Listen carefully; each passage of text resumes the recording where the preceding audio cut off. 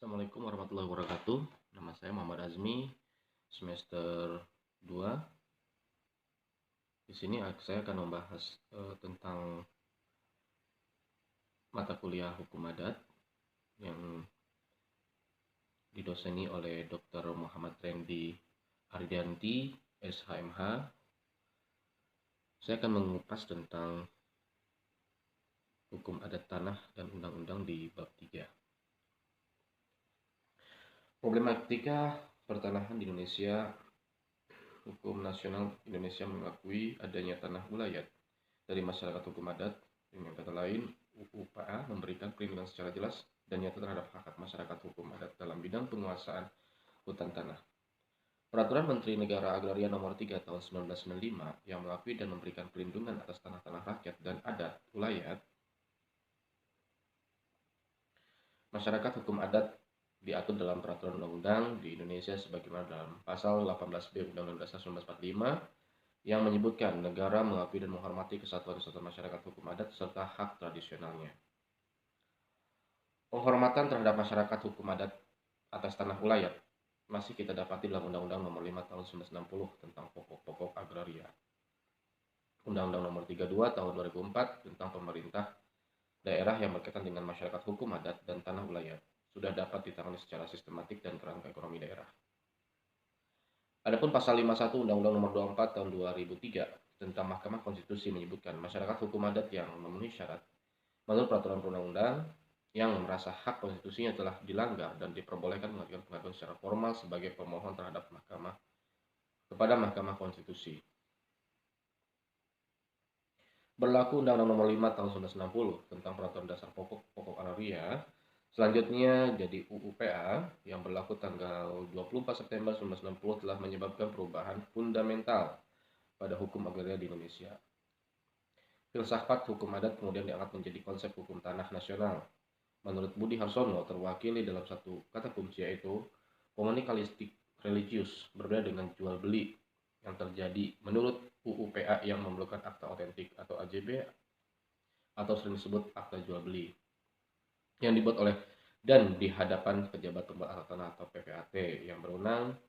Pasal 37 ayat 1 PP 24 1997, PPAT merupakan pejabat yang eksis sejak berlakunya PP nomor 10 1961 dan selanjutnya lebih dikembangkan lagi pengaturannya dalam PP 24 garis 1997 yang memerintahkan pembentukan peraturan pemerintah nomor 37 tahun 1998, PP 37 garis 1998 tentang peraturan jabatan PPAT dan peraturan Menteri Negara Agraria atau Kepala Badan Pertanahan Nasional nomor 4 tahun 1999 atau sering disebut PMNA KBPN 4 garing 1999 sebagai peraturan pelaksananya yang sekarang berlaku. Peraturan Pemerintah Nomor 24 Tahun 1977 atau sering disebut PP 24 1997 tentang pendaftaran tanah sebagai peraturan pelaksana menghendaki agar jual beli hak atas tanah dibuat dengan akta otentik di hadapan PPAT selain untuk menjamin kepastian hukum juga memberikan perlindungan hukum dengan memberikan surat-surat bukti yang kuat dan tertuang juga dalam pasal 3 PP 24 1997 yang menjelaskan tentang kepastian hukum, menyediakan informasi kepada pihak-pihak berkepentingan serta terselenggara tertib administratif pertanahan tertuang dalam pasal 26 junto pasal Undang-Undang UUPA yang juga bermaksud mengubah atau memperbarui sifat serta perilaku yang tersangkut paut dengan kebiasaan jual beli tanah sebagaimana ditegaskan dalam pasal 37 ayat 1 PP 24 garing 1997 bahwa jual beli tanah hanya didaftarkan jika dibuktikan dengan akta jual beli yang dibuat oleh dan di hadapan PPAT. Problematika pertanahan di Indonesia terus bergerak maju sesuai dengan kebutuhan manusia yang pada akhirnya hanya sebagian orang yang diuntungkan dari masalah ini. Untuk membahas lebih lanjut perlu ditelusuri faktor historis persoalan tanah wilayah di Indonesia. Tanah atau hak purba masyarakat.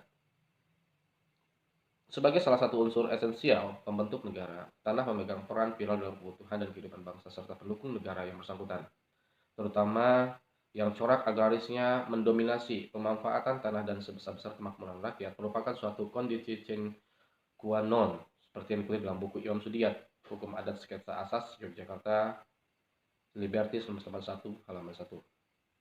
BW. Campur tangan tersebut dilakukan oleh pejabat yang bertugas mengurus hak balik nama dari tanah atau Egindom, Tanah atau Erpat PP 10 1961, Junto, Siaran Pemerintah nomor 94 tahun 6 tanggal 6 bulan 12 1961, balik nama dilakukan di hadapan notaris atau camat yang bersangkutan. Definisi dari ciri-ciri hak purba. Hak purba adalah hak yang dimiliki oleh suatu buku atau klan, gens, atau stam. Sebuah serikat desa atau Dorpenbond atau biasanya oleh sebuah desa untuk menguasai seluruh tanah seisinya dalam lingkungan wilayahnya dengan ciri-ciri sebagai berikut. Hanya persekutuan hukum itu sendiri beserta para warga yang berhak dengan bebas mempergunakan tanah-tanah liar di wilayah kekuasaannya. Orang luar hanya boleh mempergunakan tanah dengan izin penguasa persekutuan tersebut. Warga persekutuan hukum boleh mengambil memanfaatkan rekriksi hanya untuk keperluan somat beraya tetap warga sendiri. Persekutuan hukum bertanggung jawab atas segala hal yang terjadi dalam wilayahnya. Hak purba tidak bisa dilepas atau pindah tangan atau diasingkan untuk selamanya. Hak purba meliputi juga tanah yang sudah digarap, yang sudah diliputi oleh hak perseorangan. Hubungan hak purba dengan hak perseorangan. Pada berbagai bagian Hindia Belanda terdapat lingkungan-lingkungan hak purba yang satu sama lain dipisahkan oleh wilayah-wilayah tak bertuan yang luas. Dengan kata lain, hak purba di suatu tempat masih kuat, sedangkan di tempat lain sudah lemah, dengan gejala yang bersifat umum semakin maju dan bebas penduduk dalam usaha pertanian yang semakin lemah hak purbanya. Jika hak purba sudah lemah, hak perseorangan atau hak milik bumi putra akan berkembang dengan pesatnya. Hak purba dan hak perseroan bersangkut paut dalam hubungan kempis mengembang desak-mendesak, batas membatasi. Ketika hak purba kuat, hak perseorangan menjadi lemah, begitu sebaliknya. Faktor yang mempengaruhi hukum tanah adat. Imam Sudiat dalam bukunya menulis bahwa faktor eksternal yang mempengaruhi hukum tanah adat berasal dari dua kekuasaan yang bertahan di wilayah Nusantara, yaitu satu, raja-raja yang berkuasa di masing-masing kekuasaannya untuk mempertahankan, dapat merusak dan juga dapat memperkuat, atau pemerintah zaman dulu kolonial atau disebut government atau pengaruh pemerintah kolonial terhadap hukum tanah adat pada umumnya dan hak wilayah pada khususnya bersumber dari tindakan dalam politik agrarianya yang mencakup sebagai berikut. Satu, tentang pajak bumi atau sebutan dahulu land rent. Berdasarkan penyelidikan tentang keadaan agraria di Jawa tahun 1811, Raffles menarik kesimpulan bahwa semua tanah adalah kepunyaan raja atau gubernemen atau yang sering disebut sebagai penjajah. Raffles membuat sistem pajak bumi yang disebut land rent untuk memperoleh uang. Raffles menjual tanah kepada orang-orang. Dua, Kultur Sale atau Gubernur Jenderal Van der Bosch Stencil tanam paksa yang diadakan oleh Van der Bosch pada tahun 1830 bertumpu pada teori Raffles sebagai disebut di atas.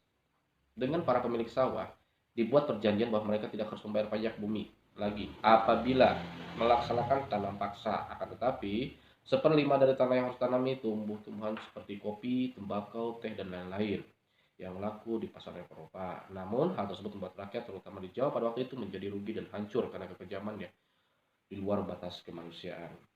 3. Agraris Wet Agraris Bills Luit. Aturan pokok mengenai agraria pada zaman Belanda adalah pasal 51 IS yang berisi 8 ayat. 1. Gubernur jenderal tak boleh menjual tanah. 2. Larangan tersebut tidak termasuk tanah-tanah kecil untuk perluasan kota dan desa serta mendirikan perusahaan-perusahaan. 3. Gubernur jenderal dapat menyewakan tanah menurut peraturan undang-undang. Dalam peraturan tersebut tidak termasuk tanah-tanah yang dimiliki yang telah dibuka oleh rakyat asli atau digunakannya sebagai lapangan umum pengembala ternak ataupun masuk lingkungan desa untuk keperluan lainnya. 4. Dengan peraturan undang-undang akan diberikan tanah dengan hak RPAS paling lama 75 tahun. Selanjutnya, Gubernur Jenderal menjaga agar pemberian tanah itu tidak melanggar hak rakyat asli. Dan selanjutnya, Gubernur Jenderal tidak mengambil kekuasaan atas tanah yang telah dibuka oleh rakyat asli, seperti halnya yang dipakai untuk keperluan pribadi, yang masuk lingkungan wilayah desa, atau untuk lapangan umum pengembala ternak, idem untuk keperluan lain terkecuali kepentingan umum berdasarkan pasal 133 IS pencabutan hak untuk kepentingan umum dengan pampas. Keperluan perkebunan yang dilaksanakan atas pemerintah seluruh peraturan yang berlaku waktu itu segala sesuatu dengan pemberian pampas yang pantas. Tanah yang dimiliki rakyat asli dapat diberikan kepada mereka dengan hak egindom, disertai dengan pembatasan yang diatur undang-undang dan cantumkan kewajiban pemilik negara kepada negara dan desa hak menjual pada orang yang bukan golongan bumi putra. Yang terakhir, penyewaan tanah oleh rakyat asli kepada orang-orang bukan bumi putra berlaku menurut peraturan undang-undang. Vreemdenpersbord. Ketentuan dalam S 1875 strip 179 berisi larangan pemindahan tangan, pengasingan, atau sering disebut penjualan, penukaran, penghibahan, pemberian dengan wasiat, tanah dan segala perjanjian bertujuan pengasingan tersebut oleh orang Indonesia asli kepada bukan Indonesia asli dengan ancaman kebatalan karena hukum. Tujuan ini untuk melindungi rakyat Indonesia asli dengan ekonomi lemah, namun banyak dilanggar dengan macam-macam muslihat antara lain pembelian atau gadai tanah secara gelap oleh orang bukan bumi putra, pemakaian orang bumi putra sebagai boneka atau strawman oleh pembeli bukan bumi putra, perkawinan tidak sah antara pria bukan bumi putra dengan wanita bumi putra. Yang dikecualikan dari larangan yang diasingkan itu adalah pemindahan tangan dengan jelas pewarisan atau ab intestato. Misalnya seorang wanita bumi putra mempunyai hak tanah milik bumi putra menikah dengan seorang pria golongan timur asing Cina. Dari perkawinan itu lahir seorang anak dan anak tersebut memperoleh status ayahnya. Jika ayah dan ibunya meninggal, tanah milik bumi putra itu jatuh sebagai warisan ke tangan anak tersebut dengan jalan pengasingan yang berupa pewarisan atau ab intestato. Di samping itu, peralihan hak milik atas rakyat Indonesia juga dapat terlaksana dengan perkawinan campuran dengan seorang pria kaula negara golongan bukan bumi putra dikuasai oleh hukum perdata BW. Hak ulayat masyarakat hukum adat. Hak ulayat dapat berupa hutan, sungai, pantai, gunung, tanah, air, binatang, dan lain-lain. Dari semua hak ulayat merupakan objek dari masyarakat hukum adat. Tanah ulayat dan hutan adat adalah objek yang lebih sering dipersoalkan dan dikaji akhir-akhir ini, terutama pasca reformasi di Indonesia sejak dahulu. Sebelum masa kemerdekaan, hubungan antara manusia dengan tanah telah diatur dalam hukum adat. Kedudukan hak ulayat dalam UU-PA. Hak purba bersifat hukum diakui dengan tegas dalam UU-PA nomor 5/1960 LN 1960/104 dalam pasal 3 dinyatakan. Dengan mengingat ketentuan-ketentuan dalam pasal 1+2, pelaksanaan hak wilayah dan hak-hak yang serupa dari masyarakat hukum adat sepanjang menurut kenyataan masih ada, harus sedemikian rupa sehingga sesuai dengan kepentingan nasional dan negara yang berdasarkan atas persatuan bangsa, serta tak boleh bertentangan dengan undang-undang dan peraturan-peraturan hukum lain yang lebih tinggi. Perbedaan hak warga asli dan pendatang. Pendatang ingin ikut mempergunakan tanah dalam lingkungan hak pertuanan harus membayar uang pemasukan garing Aceh atau Mesi bahasa Jawanya sebagai bukti bahwa di wilayah tersebut ia adalah orang asing. Apabila meninggalkan kediamannya, sikap kesulitan hukum terhadapnya seperti sikap semula, yaitu orang tersebut kembali pula menjadi orang asing. Unifikasi hukum tanah di Indonesia. Untuk mengatasi dualisme hukum agraria yang ada, Undang-Undang Pokok Agraria tahun 1960 mengkonversi hak-hak barat dan hak-hak adat menjadi hak baru. Hak barat misalnya egindom atau hak milik, atau agrarische egindom atau hak kepemilikan tanah penduduk Indonesia asli atau disebut the Indische Staatsrechtgeving pasal 51 ayat 7 dan Grand Sultan, hak kepemilikan tanah yang dipegang oleh seorang sultan, dan ada hak hiasan atau disering sebut hak berdasarkan hukum adat atau gogolan tanah bersama yang diberikan kepada penduduk asli desa dengan hanya mempunyai hak untuk menggarap saja, atau sanggan sinonim untuk tanah bersama yang diberikan kepada penduduk desa dengan hak untuk menggunakan. Semua menjadi hak milik berdasarkan undang-undang yang baru. Hak-hak barat seperti fruit trade right, hak menggunakan hasil dari tanah sebagai diuraikan dalam pasal 756 Kitab Undang-Undang Hukum Perdata, dan Gebruik, hak pakai berdasarkan Undang-Undang Hukum Perdata, dan hak adat seperti bengkok, tanah yang digarap oleh pejabat-pejabat desa sebagai pengganti gaji, atau lungu, nama lain untuk tanah bersama yang diberikan kepada pejabat desa sebagai pengganti gaji, atau anggadu, tanah yang dimiliki oleh kerajaan yang diberikan kepada orang-orang dengan hak garap, atau elfat, hak menyewa sampai 75 tahun. Dan hak konsesi menjadi hak guna usaha secara teoritis. Unifikasi hukum tanah di Indonesia sudah tercapai. Arti unifikasi adalah memperlakukan satu macam hukum tertentu kepada semua rakyat di negara tertentu. Adapun dimaksud dengan hukum agraria yang baru dalam penjelasan tersebut adalah hukum agraria nasional bersifat unifikasi atau kesatuan hukum yang berdasarkan pada hukum adat yang disempurnakan dan disesuaikan dengan kepentingan masyarakat dalam negara modern serta dengan sosialisme di Indonesia. Sekian pembahasan resume tentang hukum adat dan undang-undang yang saya sampaikan. Wabillahi taufiq wal hidayah. Wassalamualaikum warahmatullahi wabarakatuh.